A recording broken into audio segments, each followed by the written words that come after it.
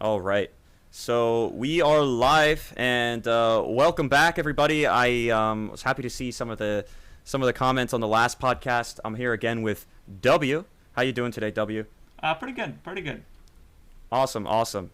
Um, we were talking all offline, just about some of these. I found this article, because I was looking at just different euphemisms, I guess they're called.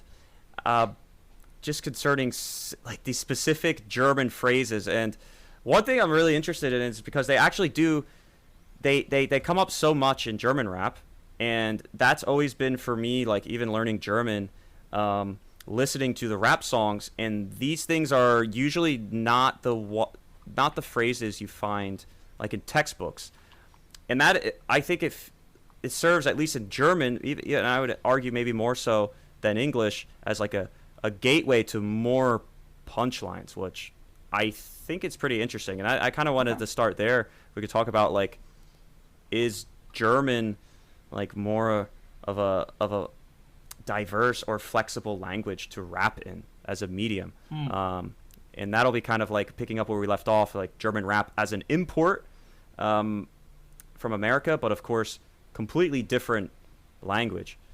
So how how well we can like kind of look at these things, translate them to English, or if they don't translate at all. But let me go ahead and bring up our little chat here, little article, and there we go. We'll go right here. I feel like I'm going to learn about pronunciation just immediately because I know basically nothing. Oh, with the pronunciation, yeah. So we'll just talk about them.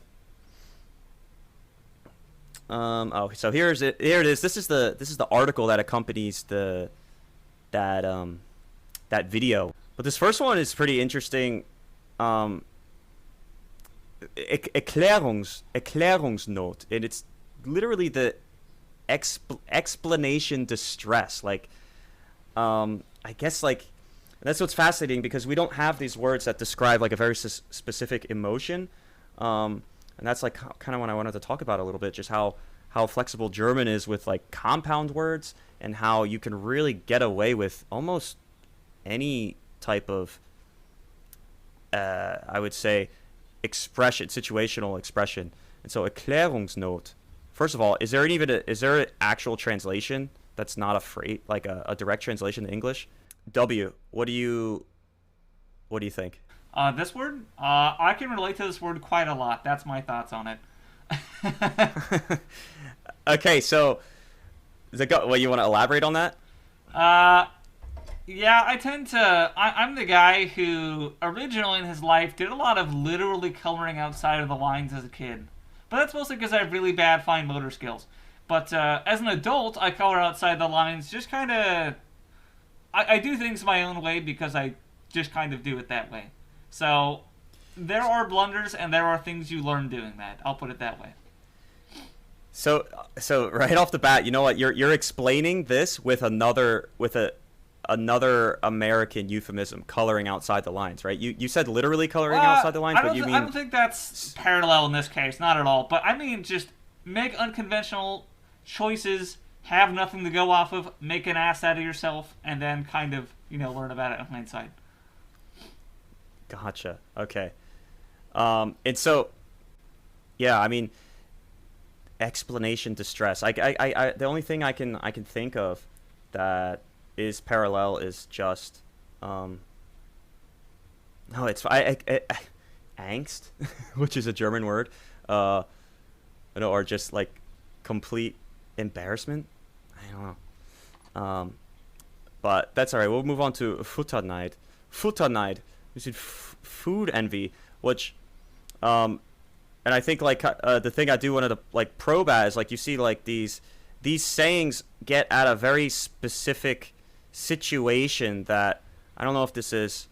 You can make an argument that this is like culturally specific. That the fact that Germans care enough about eating together and to have a word that describes feeling jealous of something that somebody got that you didn't get. I don't know. I think Okay. Well, this one though, actually, this one I've heard in German rap, and that's kind of what I wanted to hopefully like eventually. I feel like Kollega uses this a lot. Backpfeifengesicht, a face that's begging to be slapped is hilarious. So that's maybe a little insight into German culture that you guys have a word where you would like to hit. You'd like to hit people. Oh, I've bro, this word actually got used on John Oliver. Wait, by who? John Oliver himself. Yeah, you know what? Yeah, but yeah, I guess I would say you can have, or I have heard people say they're like this, like his face is just so like punchable, or he just has a, or he has a face, or she has a, oh, God forbid she, or he has a face. It's just you just want to punch, you know. The and then of course it's the synonym would be just pimp slap, right? To pimp slaps verteilen, but that's necessarily a noun. This is a noun in this case. Somebody is or has. Du hast ein Backpfeifengesicht. Yeah. I think what's interesting is we actually have an English parallel to this word. It's just punchable face, almost. That's a phrase we use a lot. So there's some similarity between the two words, I think. I think we could benefit from this word if we just imported it. Save ourselves some hassle. And then there's Fremdschämen. Fremdschämen. And so I've actually heard like Asha specifically use this. German rappers use this to talk about like describing kind of like what we just talked about like before we started recording, the lower level of German rap that seems to be this like copy paste style where they're all kind of like copying each other in sort of like a circle jerk manner. And Asha or Kollega will say something like how they feel shame or they feel sorry for the rappers that are actually doing this, right? And it's just like a backhanded or like a sneak diss. It's like a subtle diss they use. But this one has made its way into the English vocabulary, I do believe. Fremdschämen, no? We say Fremdschämen. Interesting. Yeah, I haven't heard that one.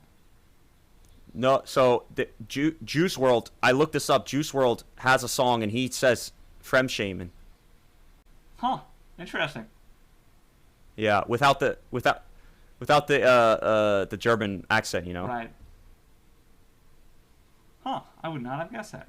And then this Luftschloss, I feel like it's so there actually are some pretty I feel like there's like three in my mind, some obvious translations. Do you know which ones I'm talking about? Like pipe dream and things like that, maybe. Yeah, exactly. Pipe dream, pie in the sky. Have you heard of that? I've not pie heard in the that, sky. no. You never heard of the pie in the sky idea? That's like a pie in the sky dream or something. I've heard songs that use the phrase, but I've never really, I guess, gotten a solid definition of it. Okay. And then moonshot, like a moonshot. Mm. That's like a Silicon Valley term, I feel like. Yeah, interesting. Right? That's like Elon Musk would say, like the, you know, or Google has like a moonshot, literally a moonshot team. That's what it is.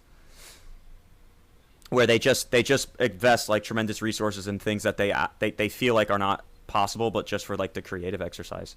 And so while we do have the equivalent in English, I feel like one difference, like cultural difference, there is just like thinking on this word a little bit between Americans and Germans is that we do tend to dream a little bit more unrealistically. Could you attest to that, W? Like I feel like we are.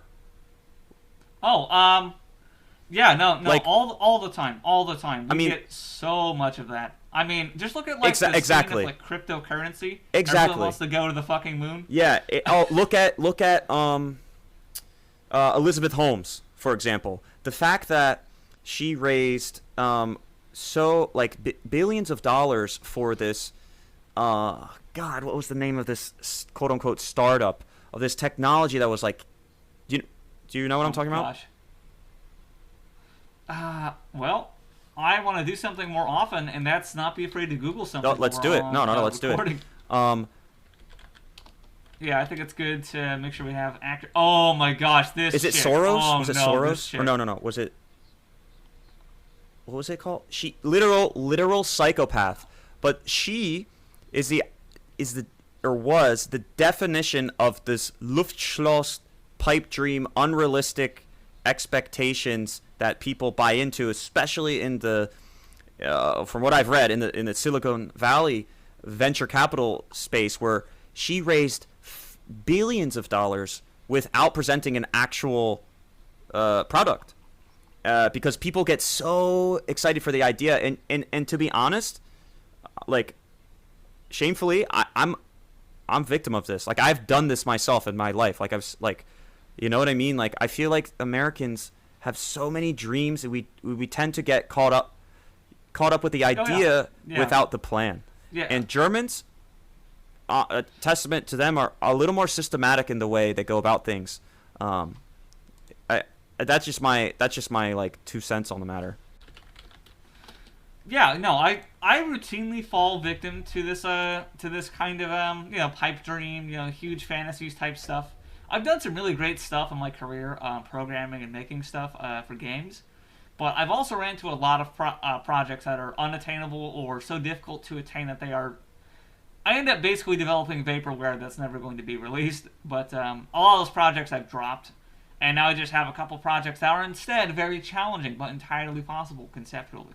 And so is that a symptom of like hyper capitalism or like post capitalist society where we are absolutely obsessed with profits? Is that like kind of the byproduct, would you say, in this hustle, like toxic hustle culture? Like, if you're not working 90 hours a week, you're not gonna, you know what I mean? You don't deserve to be, the elite of the elite or something, like, you know what I mean?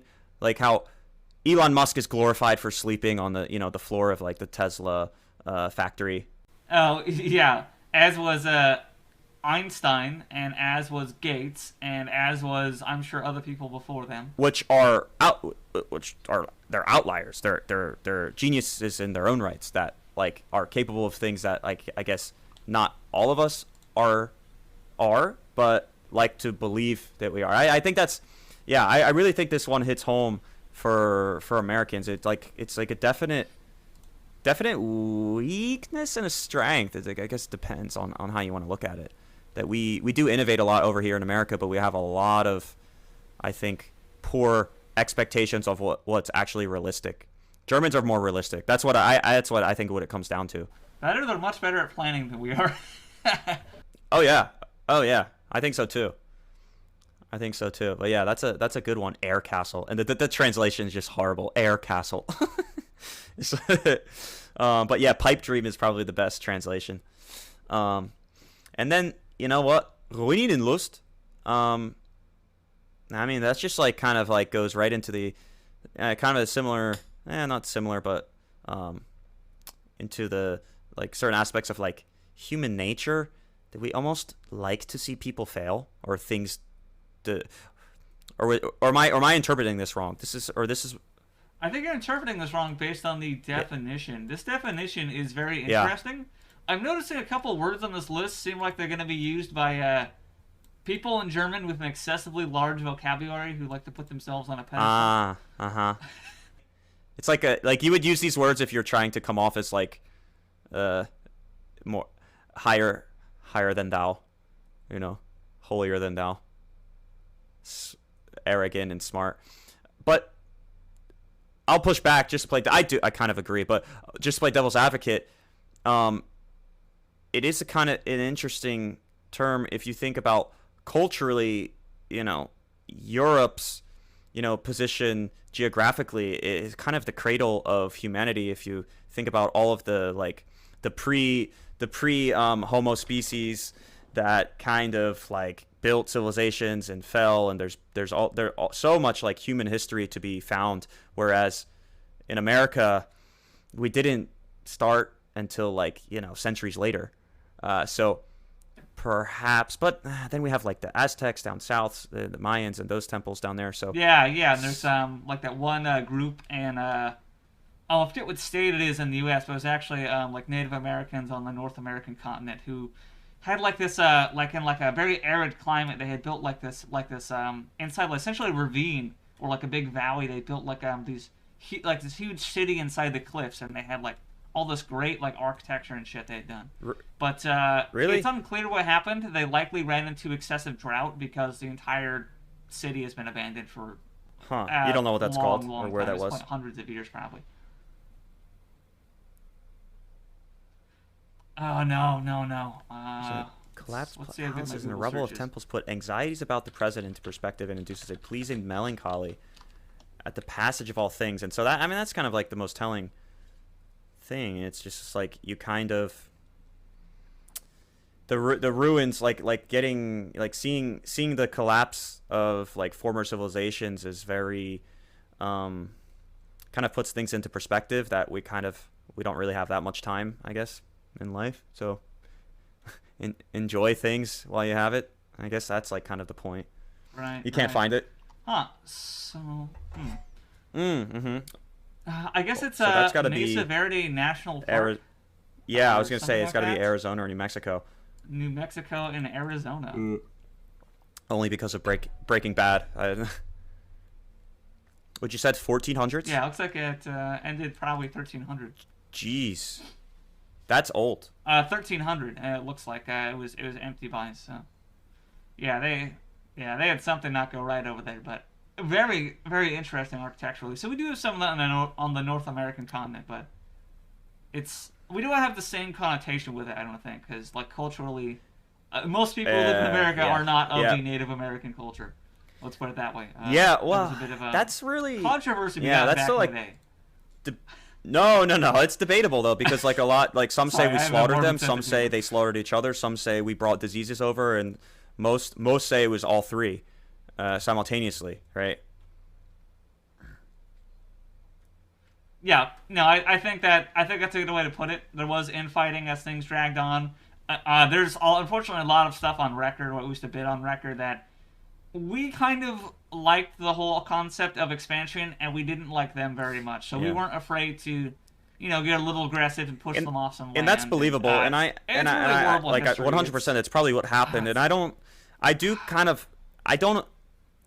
the kind of the arguments that say like how we have this like horrible past because we were ruthless and like slaughtered people who already lived here. While of course in modern day that is like colonialism and imperialism is like really frowned upon, but that was going on all over the globe. That was just like what you did up until. Oh yeah.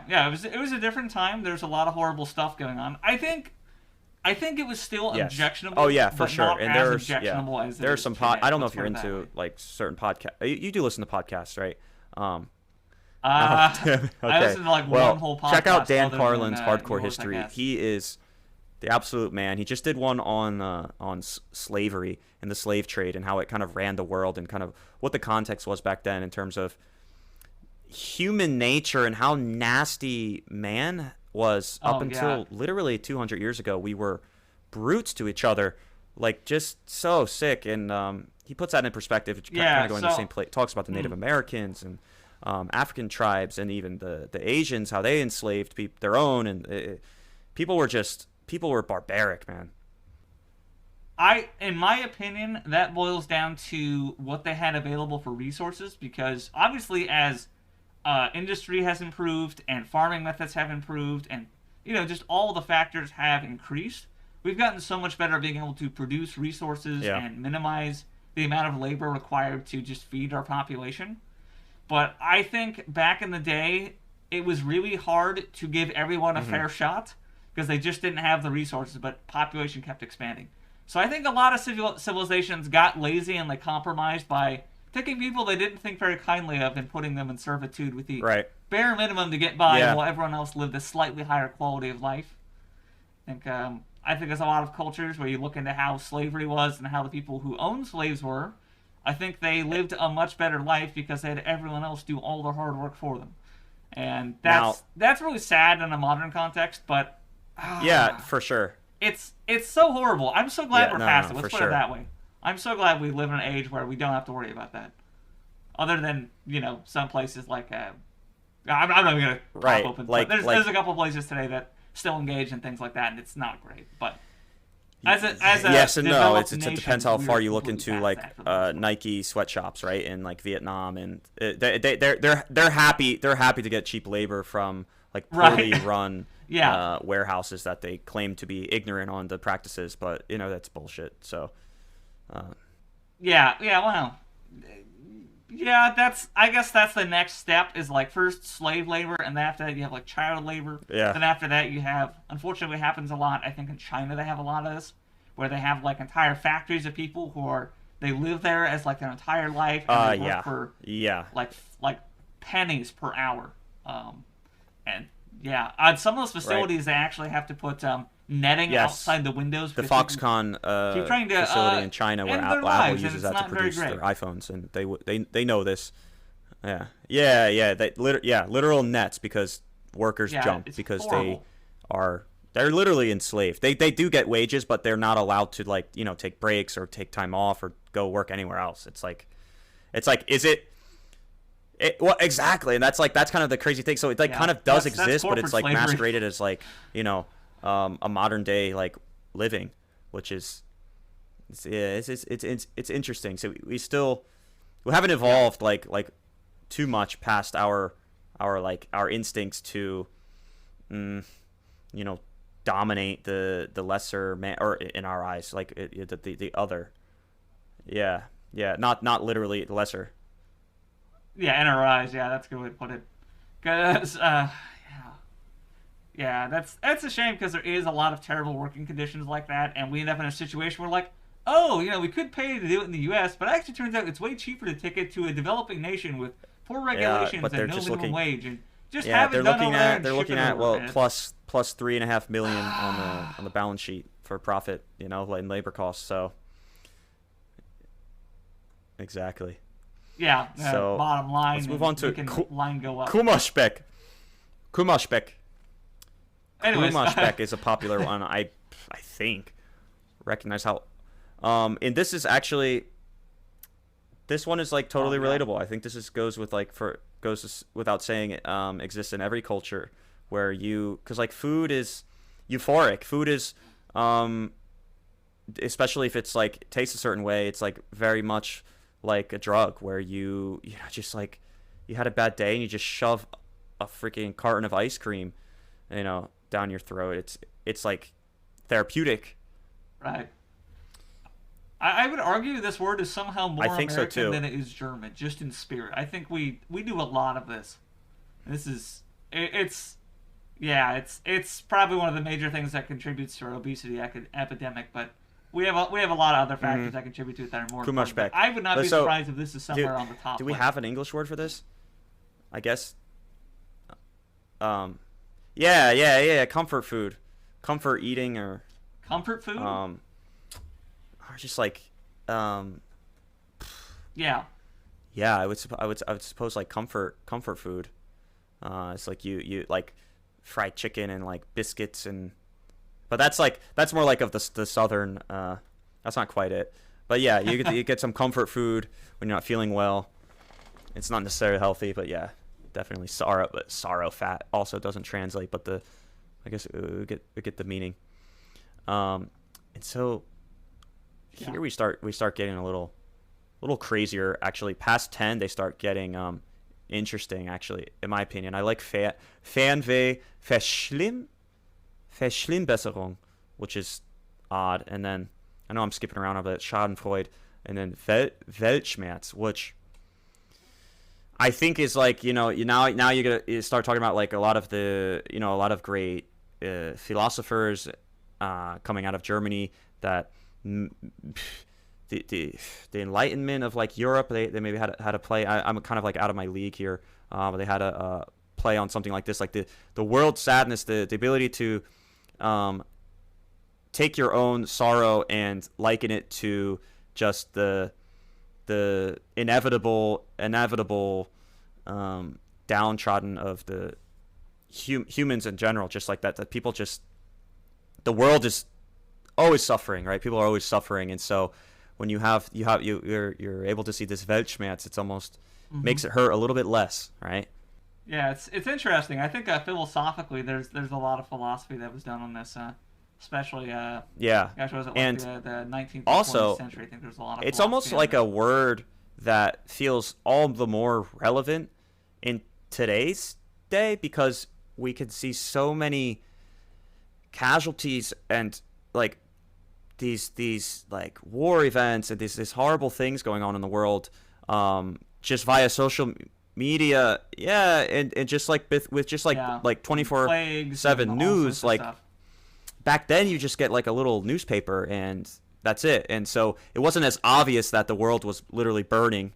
Whereas today, if you look too much or too close, you can really kind of see that there's bad stuff happening all the time. So this Weltschmerz is almost like Yeah. more it hits, and then Schadenfreude, which is funny. Um, this this one we have in English. This one Oh, we yeah. use actually it's just All too completely easy. adopted. It's like how we use kindergarten, right? Hmm. Kindergarten, yeah, oh yeah, oh yeah, yeah. Wait, that's It German. Oh my. means kid garden, Wow. kid yard, Yeah, kid I don't. kid Huh. area. Yeah. But yeah, shot. So to have this That's great. have this like when you're happy, right? To you see someone fail and you're kind of like take some comedic relief out of it. Hmm. Which I guess again, this is like all this ties back into this like innate tendencies in human nature where you are, we have these feelings that we just can't. It's just there. It's like you see someone fail, as long as they're not like seriously injured, you take some sort of like joy with it, out of it. Right. Yeah. I've done this quite a lot in my life. I hate to admit, there's some part of me that does have a almost that semi-sadistic energy where you don't want to like ruin someone, don't want to harm someone, but you kind of like Okay, seeing well that's someone you don't like. so that's that's kinda, another you know, thing eat though. dirt That's for like a when bit. someone you don't like. That's more like, um, yeah, that's more like Mhm. enjoying the failures of the people you don't like. That's I feel like this is more, like if your friend trips and falls and spills their drink all over, you just start laughing, right? You just start like, Right. um, Yeah. I know it's a different this concept one for sure, but I'm gonna skip this worsening improvement and go to Fanvey because this one I feel like again is all too relatable, just given like the past couple years. Um, the translation here, the annotation, the actual literal distance pain doesn't really resonate, but it means just like the stress of always being in familiar surroundings, like this feeling that you need to get out and go somewhere else, right? And I would say like pre-COVID, within 2 years I had taken 3 trips to Europe, and since 2019, nothing, absolutely nothing. I haven't wow, left really. my like immediate town, or I mean I've gone to visit my parents like a state over, so what? But I I feel like this is such a relevant thing because with COVID, I was unable to work and it was hard to travel, and so like I kind of like missed 2 years of like accumulating money to travel, um and so now I feel it's more than ever. Like I want to go to Europe so bad, man. I really really miss Germany and just that um the area of like Belgium, Netherlands, and Germany, because like again like things get so monotonous. Yeah. Yeah, no, this is interesting in that there was times in my life I have felt like this, but mostly I'm such a shut-in. I don't experience a lot of this. But I will tell you, if I ever, for some freak accident that I don't deserve, become So a so millionaire it's in one there. day, It's I I might mean just it's in move to everybody, Iceland or right? something. So it might not be like the thing you wake up and think about, because that would be tormenting. You're like, oh man, I just want to leave this place. But I would say it gets more. It touches more on the fact that we tend to glamorize the past more than we over what I'm trying to say is like you glamorize your past experiences, but if you think about like what you're currently doing, or if you have that experience again, it doesn't quite feel the same. But in hindsight, it always seems so much more like romantic, right, and magical. And so this is like I feel like kind of just getting at that romantic, almost like the Luftschloss, the castle in the sky, where like the things in our imagination are always way more beautiful until we actually get them, and then it's just like everything else. It's just like what's next, you know? And so, and now you get back into like, are you satisfied with the things you have? And it's like, you know, mindfulness and being happy with the things you have and not always wanting more. But I think this is just kind of innate in all of us that we always want something else, right? Something better. All right, so we'll move on to Treppenwitz. Oh, okay. Well, let's have you pronounce the next ones then. I would love to. Sure. I want to. Go with that shot. All right. How would you say 12? So my guess from the hip, and we've gone over this before. I don't know a whole lot. It's okay. Lebensmude. Yeah, that's it. Except the E is like longer. It's like like Lebens. It's more like a L-A-Y. Lebensmude. Lebensmude. But yeah, you got the hardest part, which is that umlaut. But yeah, life tired. We just say tired. We don't have a specific word. Like, I'm tired, you know? I'm just so tired of this. Yeah, fatigued maybe on a creative day. Fatigued, yeah. Let's go to the crazy one. Schnapsidee. Actually, this one is actually very popular. I've heard this before. Sounds like a band name. I'll tell you that right now. It sounds like what? A band name? Schnapsidee. I think schnapps is like literally like the type of alcohol, and yeah, in an idea. It's like it's an idea you would always get when you're drunk. So it's like sounds like a good idea, but it's really not. God, I'm trying to think. There's a line in Ave Maria, I think, with Kollega und Faribang. He's like, something mit Bushido. Ist das auch eine Schnapsidee? Vielleicht ist das one. I wish I should be quoting. I should. Yeah, I'll look it up. Post edit, we'll post it. But that one I hear a lot in German rap, and it's used mostly. I've heard it in conversations, just being in German as well. Vielleicht ist das ein Schnapsidee. Ist das auch ein Schnapsidee? And this one in particular, now we're getting into some of the ones again that according to Kenny are actually more widely used. Kopfkino, which goes back, I feel like, I just heard this yesterday. Tubo, who is another guy who does reactions, he likened the descriptive nature of Kollega's lyrics, you described the lyrics being so well written. The fact that he said, I'm getting this Kopfkino. I can perfectly picture, right, the setting, the atmosphere, the emotions, and even in the tone of voice. And so you would say, like, somebody who's a very good writer, or even, you know, that if you have an idea, you have this like vivid picture in your mind, right? And that's like what a Kopfkino is. And in English, I don't think we have one for this in English. I can't think of anything. Oh, Kopfkino, like, we should say, no, it's just like illustrious. No, illustrious means like fancy. I feel like illustrative, vivid. Yeah, no, and that's what I'm saying. Like, that's what's so cool about German. I feel like sometimes have these like very specific words, much like from what I heard with like Japanese. You know, I don't know. Have you ever like looked into Japanese or tried to learn Japanese? Tiny fragments of Japanese here and there, and I do kind of know what you mean. They do have some very specific words as well. Where they're describing like moments in life, or like specific situations that you might only get in like a certain profession or something, or like an emotion, which I don't know if that comes from the age of a culture,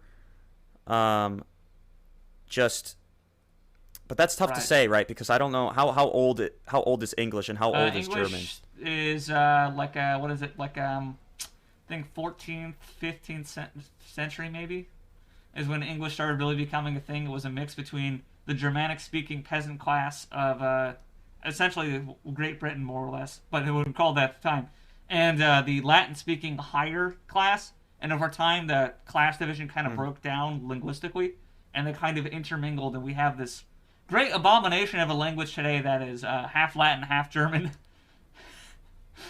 Right, which is English, and the absentee of all logic and just like piecemealed grammar rules, and pronunciation. No, that makes a lot of sense because you had the Germanic, the Franks, right, and then the Roman Empire, who at one point extended all the way up into Great Britain, and then of course they passed on their culture and language, and then when the Romans collapsed and pulled out, you had this like vacuum of culture that was kind of like non-existent. And I guess like what you said, that's kind of how English came about. Actually, it's It's 15th kind of like century for Middle English, and modern English was about 1500 or so. So it wasn't too far off the mark.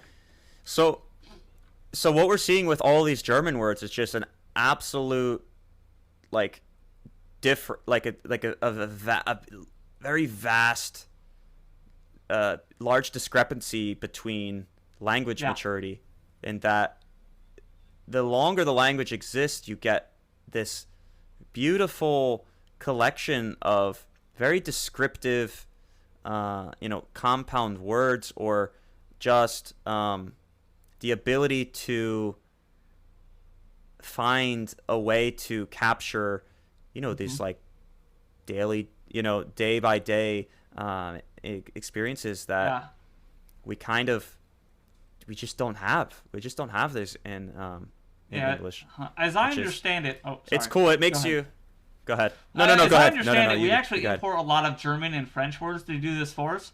Apparently, if you ever learn French, a Hmm. lot of their I forget the exact field. It's somewhere in like the economics field or industry. When you talk about those things, there's actually a lot of words in common. How so? Oh, interesting. Um, let's go. Let's go Yeah. look at a couple more. Okay.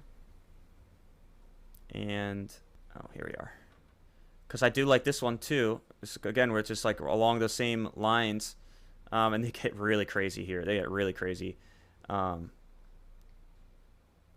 Yeah, number 19. I could never pronounce that in a oh, million years. Frühjahrsmüdigkeit.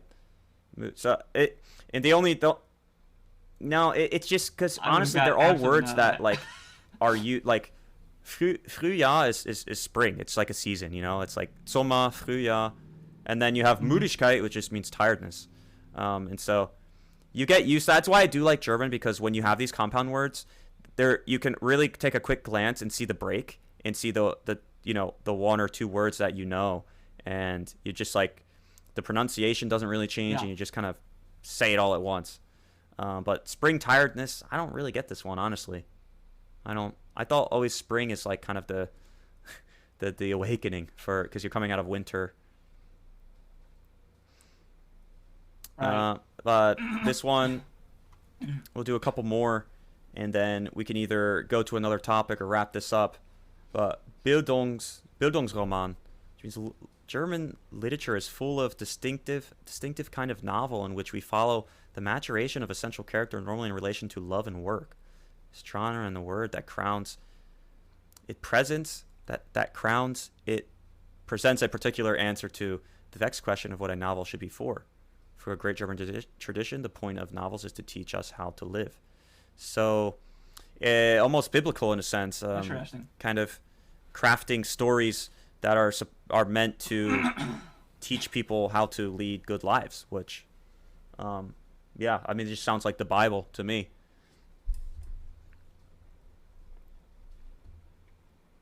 But again, we don't have any of this. So, after going through this list, is it fair to say that Germans are just way more culturally mature and wiser than Americans? Yeah, Germanic languages have an interesting history of morphing and moving around a lot and breaking Yeah, apart into different sub-languages periodically.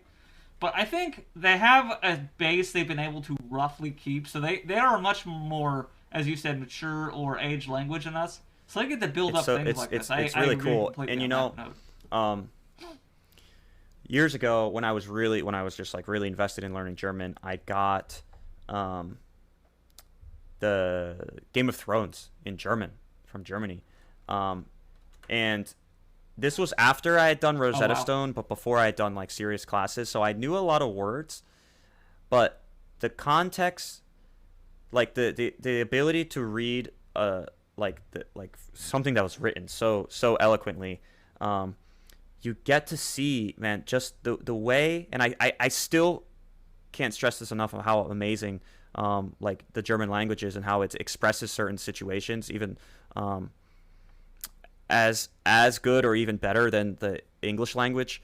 But the way that these things are, because you get these words in here, the way that things are written, it's so like artistic and elegant, and I would say abstract and indirect, as you can see from these words. Um, and I don't know, I can't stress it enough. Like trying to like I would even like to just sit with you like offline if we took like a page out of like the Game of Thrones book and just translated it, just to like get an idea of like um how German literature kind of gets ideas across in like a story form. It's if you're into that stuff, Interesting. it's really really interesting. Um, Here we'll do Flughafen Begrüßungsfreude. It's ridiculous. That's too many words. But this one, Yeah. Erkenntnis Spaziergang. This is going out in order to gain deeper insights while walking. I mean, I can attest to that. I think walking kind of like it's like a mental lubricant, kind of get your thoughts going. But I don't know if we have Yeah. anything similar to that. Um, but yeah, I think yeah we can go on and on all day about these. Um, if there's anything else you wanted to talk about, um, I think you know what I did honestly want to do is go ahead and do further research and look at just some of the German rap patterns, like what words actually like these compound words that make it into uh, German rap, but are communicating an idea that's impossible to communicate. Like for example, if you whatever you use Erkenntnis Spaziergang, like you couldn't do this in American rap. Of course, that would be a lot more intensive. Um, but Right. Yeah, I feel like number 16 on this list. I feel like this one and Tarantino could Kopfkino, be maybe you said slapped together in a Kopfkino, sentence. yeah. And maybe Tarantino. Mm. I think you could make Oh a man, good maybe we diss could out do of that. some yeah. So well a diss with Kopfkino and Tarantino. Yeah, you could. Gosh. Maybe I'm misreading Do it in Henson because English. there's Do only it so in much you can English. Can you make describe a in diss in English. English, and then maybe But we could try to make it in German together? That would be. no, I can't. I've tried so much to write rap Oh. music, and I'm chronically unable to. Unfortunately, I struggle to Mm. produce even a single line. But I feel like there's a play here because the words kind of rhyme, and you could probably pair something together and just kind of make fun of someone thinking that they're hot shit, but they're actually just some kind of scrub at producing a So cinema maybe or it's like something like that. you think you're you think do so like the another thing they say like film drehen, like to make a film or to make a um it almost like to make like some sort of an event. Film drehen, obviously, it just literally means like film, as in like a movie, and drehen means to like record or literally or spin. Like going back to like the old days when they actually had the film like going on a wheel. Like you're recording like a stop motion film or sorry, like a stop motion picture. Mm-hmm. God, no, what is it? A freaking what do they call it? A motion picture. Motion pictures. Like so, So the film drehen comes from motion picture because that's how they used to make movies. And so when you say a film drehen, if I'm not mistaken, it means you're literally doing that, or like the phrase is like you are creating like you're creating some sort of an excitement around yourself, you know, or like you're putting on for everybody. So you say like Yeah. du denkst Yeah. du denkst du magst Film drehen wie Tarantino, doch in real life du verlierst die realness von Kopfkino. No, that's so shit. In that direction though. So it's like you think you're making you think you're making like big movies like Tarantino, like, you know, the wordplay there. But in real life you can't even like make you can't even, you know, put on the Kopfkino like like Tarantino. Right. Or, I don't know. That's Yeah, I don't know. But I also want to point out in number 16, this is my favorite part. Inveterate cineastes. I'm not ashamed. I've I'm not literally ashamed to never admit seen that before. either. I actually didn't read that Like- until you said that. I don't know what the hell those mean. Yeah, it's so funny because it's like, here's a definition to a word. in Right, German. I'll unless- show you unless two you've- words you don't unless know in you've- English unless- as well. Unless you spent 20 years in Yale. What was it? Did you look this up? What does that even Yeah, Jesus. So Cineastes is apparently a filmmaker, and Veterate. mean? Inveterate, like a Let's find this one. Having a particular habit, activity, or interest is long established and unlikely to What? change. okay, Well, that's weird. okay. So you're like committed. So we are all long-term That's movie one. That's makers in our that's a own nice way to minds, put I it. guess, Like we're something always, that. yeah, we always spin these scenarios. Like I could have done this, or if it went like this in my head, then I can try to do it. You know what I mean? Like you play out this like these conversations, or, oh, I wish I said that. You know, if I said it like this, but they're like silent in your head, having these scenarios play out. Yeah, that's one way to say it. Wow, I guess Yeah. I need to brush up on my English. I wish I could write like that. Those are nice words. Yeah, I have a pretty decent vocabulary for most things, but things like that, yes, they still befuddle me. This one hit. This one hits hard though. Am I using that word correctly? That's fine. Sonntagslehre. Like, you know, you get this excitement for Saturdays because you're like, it's the weekend, it's like the peak of the weekend. But then once you wake up on Sunday, you're like, tomorrow I gotta go back to work, or I gotta go back to school. You know. I mean, Sunday emptiness. That's interesting. Mhm. Sonntagslehre. What you looking up over there, W? Oh no! I was just finding my place in the list because what's funny is I'm at a state where about maybe 60% of the time I can spell out a word and Google Translate will be able to guess. what I mean you to know, write. I've noticed that recently So- too. My spelling has gotten worse because the autocorrect and texting and just like on the PC, it just fixes it for you. And so you know that part of your brain kind of gets a little atrophied. Yeah, in my case, it's completing my lack of skill. But I can listen to German, and even though I have no idea how to pronounce German myself, I can take the sounds and I can write them down fairly reliably. I might even get S's and Z's Yeah. in the right order on the good. Yeah, day. but the S and the Z is like opposite. Like the Z is right. Like Except you would on say the end of a word like, or something like that. like Fritz, or yeah, oder Geschloss, Geschloss oder Schloss, Schloss, yeah. All right, so Mr. W, when are you gonna start learning more German? Well, first I got to get myself back into work, but currently I'm applying in a particular field. In the particular field, we will have hiring picking up probably like July or August. I'm hoping to get something by then. I've been applying at some interesting places, fields I don't think other people want to work in, so hopefully it does give me an edge.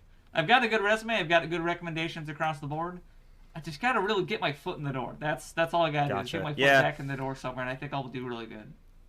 I have a really strong work ethic I think and a really at good least- attention to detail that works very. And you can differently. type very fast. Oh, and I type very fast. That's good. You're productive. Yeah. But I think it's a good time to re-enter the job market now, or switch careers, because we have this like epidemic of like people quitting. The Great Resignation, which I don't really understand where people are going, or what are people doing. You know what I mean? Do you think it's just this phenomenon of like, just like being too? I think honestly, my theory is that, or I should say hypothesis, is because of the pandemic, and I can attest to this, and I nearly got fucked so bad, because in 2020, February 2020, everything was peachy keen, going great. I had just leased an apartment, with the expectation, I didn't have like all the cash on hand to cover like 6 months rent. In hindsight, I would say that's a good idea to do, but like most 24-year-olds don't do that, right? And so I had this job. I was teaching tennis all the time, and I leased this apartment. 1 month into my new lease, shut down, couldn't work for 5 months. Oh shit! Now I'm poor and I got to pay $1,000 rent, and I nearly had to move back, in with my parents. And I feel like so many people, myself included, have just been living overextended for so long because we got so used to just this like abundance of prosperity and work opportunities, high wages, and then it was just taken away, right? It's just like overnight taken away. Could you agree with that? Yeah. I have my own head. Man, my throat's killing me. Sorry. That's Oh, you're good. a couple of things get into my voice here. Give me a sec. Okay, sorry about that. Yeah, no. My headcanon on this, I've talked to a lot of people nowadays, and I think we're in a space where things are so cozy in the industrialized world and like developed nations that we can kind of work really hard and provide a really good, like, stable environment. And a lot of people don't understand, like, the value of hard work, or they have a hard time taking all the stuff we end up actually doing in the modern age and translating that into where to go for working. So we have a lot of people these days that we're extending the shelf life of people being NEETs, which is a not employed seeking education or training, I think is more or less the acronym. But I was in this boat for a while myself. I got caught up in programming stuff, and I had a bunch of health limiting factors that also kind of put me in limbo for a bit. So I wasn't even in a space where I could work if I wanted to. I was kind of just in hell for a minute. But I got that sorted, and I'm really trying to put myself in the workplace and trying to put myself in a better place. But we're in a space where there's probably people like me, where we have had people that struggle to get themselves into the workplace, and then the workplace isn't as rewarding, and they seem like they're grinding away for nothing. Just a soul-crushing work for basically nothing in return. And then, on the other end of it, then we get lockdowns, then we get jobs receding, and people get to stay at home, and things are okay because they get, stimulus, and, what's the other thing they've been doing? Assistance programs, which are good, and if you're going to shut down, you do need those to support people consistently. But we're in a state where I think a lot of people have gotten a taste for, hey, maybe not working isn't so bad, so maybe we should, not all rush back into work immediately. They're trying to postpone it for as long as possible. But we have such a shortfall of labor, I think we really need to get ourselves back in gear. On that point, that people got used to not working, and also took a step back, kind of like, if you're so close to some sort of lifestyle, and then you zoom out and you look at it and you look at it actually wasn't all that necessary, or that the tasks I were doing were almost meaningless. Why should I go back and do that again? What was I thinking? But secondly, I think, and this is, I'm actually, some people would say this is a conspiracy theory, but I actually do think that we are headed in a pretty bad direction as a country, for one, but like as a global economy as well, because of the growing population and the lack of actual value providing jobs. For example, we have so many jobs that are 5 years away from being automated, from being absolutely Right. erased off the map. I mean, from corporate, from grocery stores, Yeah. from delivery drivers. You're talking about millions of people that currently do things that, for one, and not shot at any, this is no shot at anybody, because you have skilled labor, and then you have, which is like sadly a very very small majority of, like, I think, people in the world. Like, you're a skilled, you have a skilled profession. I think you're pretty lucky that you're very marketable, because you do know a lot about, like, programming and, like, technical work. Yeah, no, I know you throw me in a room with a computer, you give me a task, I'm gonna find a way Exactly. to And slightly so optimize people that like task you within the don't month. exist as much as the people who were working 20 years, making a decent living processing, accounts payable at a law firm, or as a secretary. And Yeah, no, that's dangerous. yeah. I think that's dangerous, and I think we're leaving the era of unlimited, or perceived unlimited, prosperity, where there's so much money coming in. We're creating and selling things that people don't necessarily need, like, like these, like, Amazon products. Like, people are, like, spending out the ass, because they have, a certain income from a job that can be replaced in a snap of the fingers. And that does concern me, because what that means is that's civil unrest on the horizon. Because as a 40-year-old who has been doing something for 20 years, you can't exactly just, like, take 6 months off to learn programming, because the job market now is only in demand for that said specialized labor. You know what I'm saying? Yeah. Yeah, no, I think there's a lot of factors that are going to contribute to making things tougher. I agree on some of what you say. I agree that we will have a lot of automated labor the first chance we get. It's what's happened historically, and it happens again and again. And we do have two things that result from that. One of them is that we are coming in on a lot of technology. I don't know if you heard about this. Back when minimum wage was raised a bit in California, there was experimentation done by, I think it was Wendy's and McDonald's. They were researching if they could basically make a food ATM, where you swipe a card, you tell it what you want, and it just makes food at a terminal. And it's just no human labor, or almost no human labor involved. So that way they could, make the line go up. But and then simultaneously, when you have automation, what we know about that from history is that it doesn't delete jobs, it relocates jobs. But it does shrink them in the short term. On the long term, there are still as many jobs, essentially.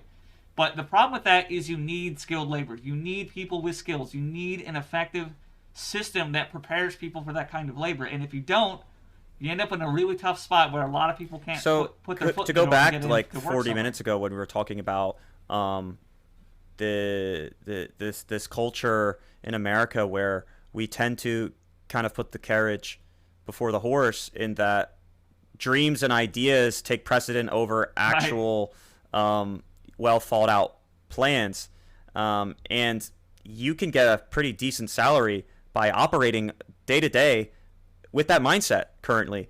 And so when the market actually determines that now it's time to switch gears, we need more, better value proposition from, larger companies or even smaller companies, because, these jobs that existed before just aren't going to be. I just feel like there are so many people that have, unfortunately, gotten used to a certain way of living and working. And I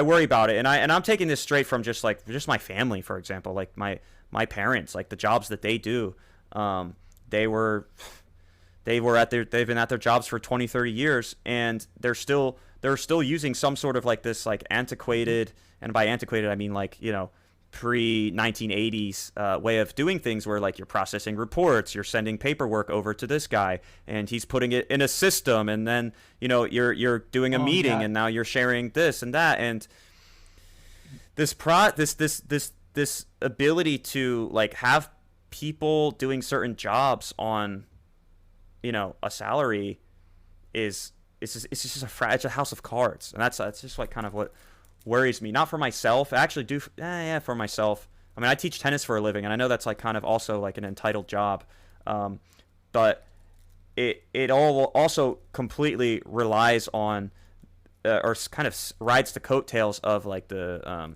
wealthier demographics of local cities. You have these mostly middle-aged Yeah. women who are part-time or stay-at-home moms who have disposable income. How much longer is that market going to blossom or will it ever disappear? And I don't know, there's just like so many questions, like in the next 10 or 20 years, like what is going to change. And I do think about that a lot. Like, am I ready to completely make over my way of life? I don't know, because Yeah, there's a lot of difficult things, and there's also economic factors at play. Like here in America, we have after the mm-hmm. whole World War situation, we had the baby boom and a huge spike in population, and then we were like, wait, what are we doing? We don't need this many people, so we're actually at a point where there's a disproportionate amount of people in the age group that are all about to hit retirement age and are all about to But be it's eligible not for there. Social Security.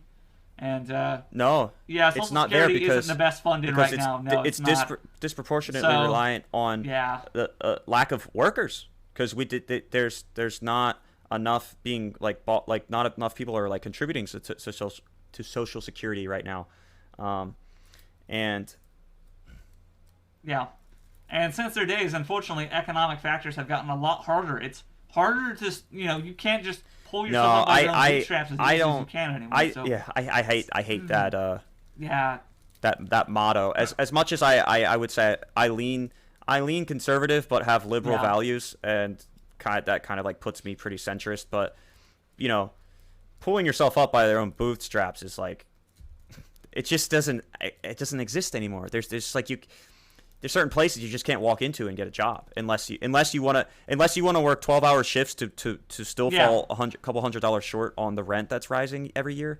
You know what I mean? Like it's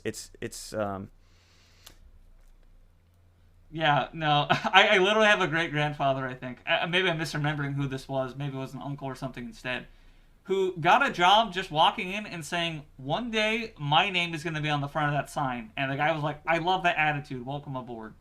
It's like, apparently people did stuff like that fairly often. It's like, that's great. Cool. Now, how about in the real world? yeah, You need a yeah, job no, interview things have changed. qualifications.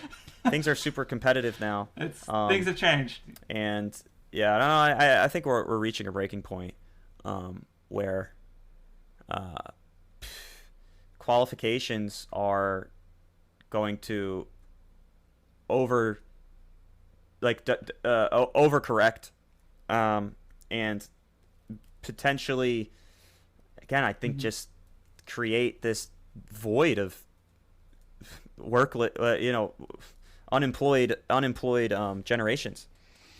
Because college, man, it's like, who can afford Yeah, college anymore I think that'll be the next frontier. without loans? Uh, yeah. Community college helps out a lot, but even if you do community college, most of the time Yeah, you get and transferred to a real it's a college stain after on a your couple resume years. from a So- company that's like looking for XYZ type of employee or student, which is unfortunate. Yeah, no. And unfortunately, a lot of industries straight up expect Yep. you as the standard to have a degree somewhere. The degree, unfortunately, may not even be that important. We've talked about this a bit in private, but there's being able to view it as a marketable skill, view it as a profitable field, going through all the schooling and getting your foot in the door somewhere. And then there's like actually having a genuine interest and an understanding of it and how to do it well. And those don't always overlap, and Yeah, sometimes you need a little bit of both. Like I said, I just moved my hand somewhere and I just like karate chopped my oh my god, I almost did it again. My headphone jack right out of my speakers just flew out. And That's like, why. okay. So then And I heard the echo, my headphones yeah. come in much quieter than my Yeah, that's all right. speakers. So That's all right. yeah.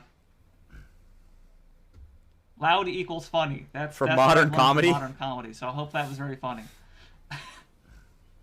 Yeah, that's just how it works. More volume equals funny. Yeah. Yeah. It's just. Oh, okay. Most In terms classic of things. delivery. Yeah, I agree. I'm joking, of course. That's people say that about memes, and they say that about a lot of like modern attempts to be comedic about things. People just oh, here's a really loud sound effect, or here's a bunch of people shouting, or here's like this funny song, but now it's been bass boosted and dialed up to really loud. Yeah, I think recently I saw this on What? the what was it, Spinning Rat meme, where people just take Freebird and they just dial up the volume on it to be just really loud. It's the riff from Freebird, like the major, like I guess guitar solo, and they just play that like, over. It's a like picture really of just a distorted. spinning I know rat this 3D type model, of and it's- yeah, this type of meme where the sound is like distorted beyond belief, and it's Yeah. like so freaking loud. It sounds horrible. Yeah. Yeah, there's some terms for it. I won't repeat any of them here, but All right. yeah. Look, man, I think it's a good place to wrap this up. I need to get some food. I mean, I think I agree completely. that was fun. I like that we talked a little bit about the German language and then just kind of went right into American culture a little bit there. And next time, I think this podcast, if we're going to continue this, deserves more thorough research, would you say? So we're almost, and that's Yeah, I partly on agree. me, because I did want to do that, and I said I would do that, and I never found the time to do it, so that's completely my fault. I think we did, yeah, I think we did an all right job for Well, what it happens. for what we had, but in the future, Oh, by the way, I'm gonna send you one thing. I want to close. I want to get some Schadenfreude in. Can you pronounce Sure. this word for me? I'm gonna direct message that to you real quick. This is apparently the name of a bill Oh, dude. that is Okay. now no longer on the books. That's unnecessary. It's just a run-on sentence word type of thing. Yeah. Okay, I see it. So, Rindfleischerketterungen, Rindfleischerketterungen Überwachungsaufgaben Übertragungsgesetz. That's the. I'm sorry. That's not fair, man. I'm You literally. can't do that to me. I have to see like the words end and then start. I know all these words separately, so it Rindfleisch is. Yeah, you're much better at that than I would have thanks. expected. Let's see if I could do Congrats, it my one dude. more go, but smooth. Rindfleischerketterungsüberwachungsaufgaben Übertragungsgesetz. Ah, that was not bad. That's not that. Yeah, that was pretty not good. that either of us are like the position to say that was good, but that means Rindfleisch. It means beef. Erketterungen. Oh gosh, Erketterungen Überwachungsaufgaben Übertragungsgesetz. I think it's something to like a meat regulatory board or something to like. Is it? Yeah. Yes, that's correct. Just like a quality control something like for that. Beef. Something unnecessary. Oh wow. Yeah. Well, thanks for I think that's a good note to end on. Yeah. No. All right. Hope you all enjoyed. Take care, guys, and if you watched see you all next time, hopefully. This and all the way take care. through, you are an absolute OG. Peace.